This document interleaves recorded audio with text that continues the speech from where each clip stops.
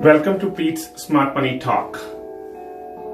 For those who don't know me, my name is Preet Singh. I am a mortgage broker specialist with Mortgage Alliance Wine Group.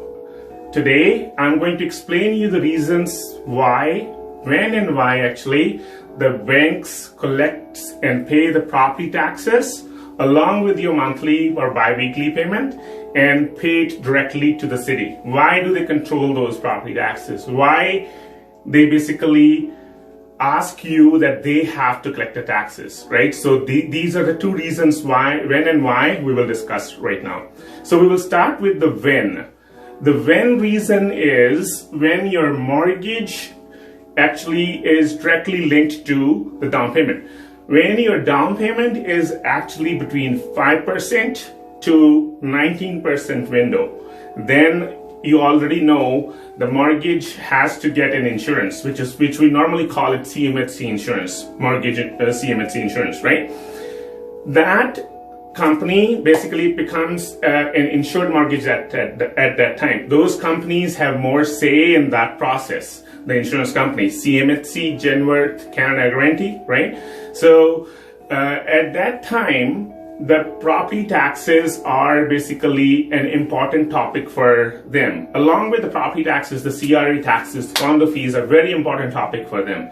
So the banks basically are collecting property taxes if your down payment is between 5 and 19. That's the when part. If your down payment is from 20% or higher than 20%, right? Then you don't need to pay the property taxes. You have a choice. You can pay the property taxes at your own if your down payment is equal to or more than 20% down payment. So normally in those scenarios, when your down payment is 20% or higher, I always advise my clients that they should pay the property taxes, set up a tips program with their city, municipality, or county directly, and pay it directly to the city, right? Now we will move to the why reason, why the banks collect those property taxes, right? As I already mentioned you, the reason little bit about the insurance companies, right? The insurance companies are involved in the transaction where the down payment is between 5 and 19%. Now, let's assume your mortgage balance day one in a modest home is $375,000, the mortgage balance day one, right? And let's take as example, the property taxes are $300 per month, right? Or $3,600 annually.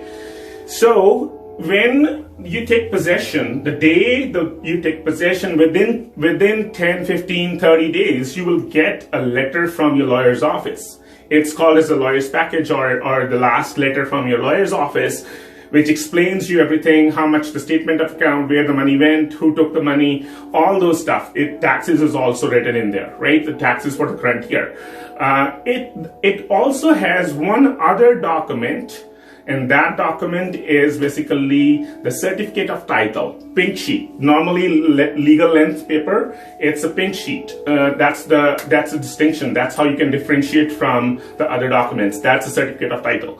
That certificate of title will have two important things, actually three important things on it.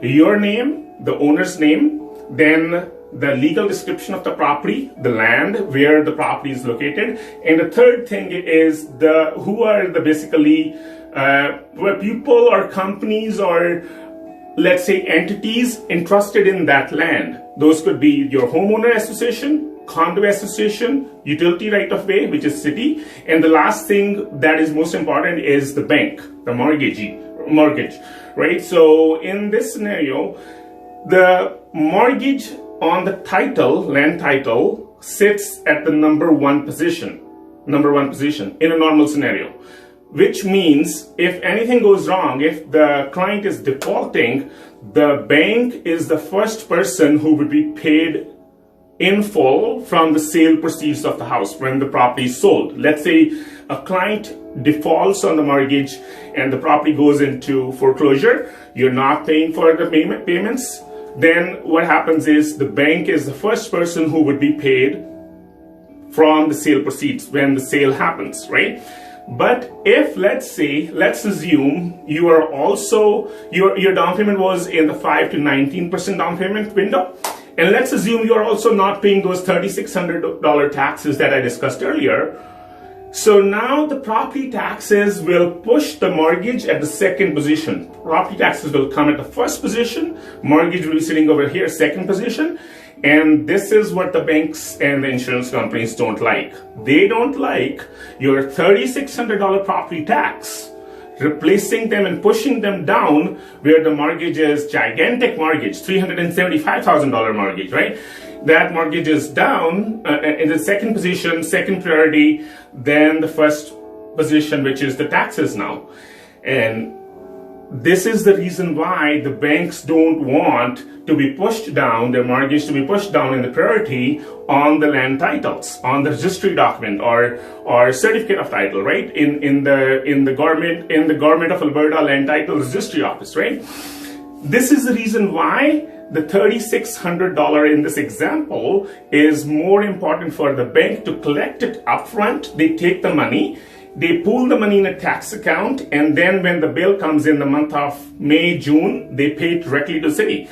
They want to manage that property tax at their own. This is the number one reason. Same example goes for condo fees, CRA taxes, and contractor liens, right? So these kind of other smaller amounts can become a heavy number on the mortgage, right? This is the reason why banks say, I will collect the property tax, pay it to me directly, and then I will pay it to the city on your behalf. So today we discussed when and why, two reasons. The last thing on the same topic, the tax portion, is how. How do you manage your property tax account, right? This is another different topic, too many things on related to that.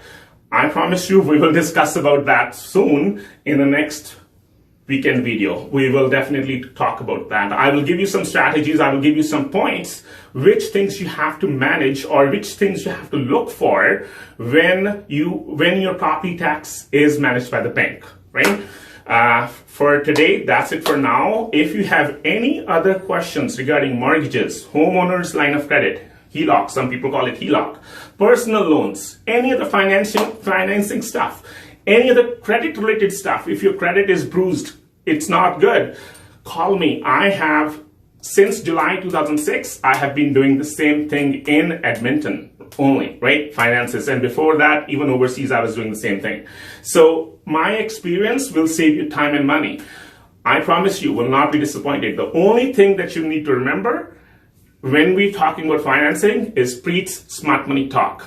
Thank you very much for watching. I appreciate your feedback in the last video. Thanks to my wife behind the camera right now, and thanks to my son who produced that music, background music. I appreciate that. Hey, take care. Bye. Stay safe and well. Bye-bye.